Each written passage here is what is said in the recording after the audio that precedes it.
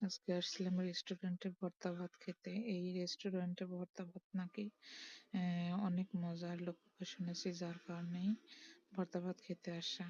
আমরা আমাদের অর্ডারটা দিয়ে হাত ধুয়ে এসে টেবিলে বসে এরই মাঝে আমাদের খাবারটা দিয়ে যায়। এখানে ছিল আলু ভর্তা, বাদাম ভর্তা, মাছ ভর্তা এবং কালো জিরা ভর্তার সাথে শসা সালাদ এবং মুড়ি ঘন্ট। আমি প্রথমে বাদাম ভর্তাটা নিই এবং টেস্ট করি।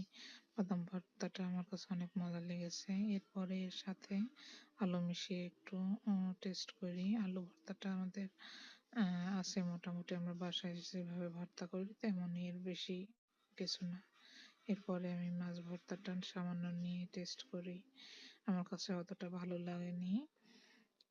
আমার মনে হয়েছে মাছগুলো হয়তো গতকালের বেঁচে যাওয়া মাছগুলো দিয়ে এই ভর্তাটা করা হয়েছে, এবং কালো জিরার টেস্টটাও মোটামুটি ভালোই ছিল, আলহামদুলিল্লাহ।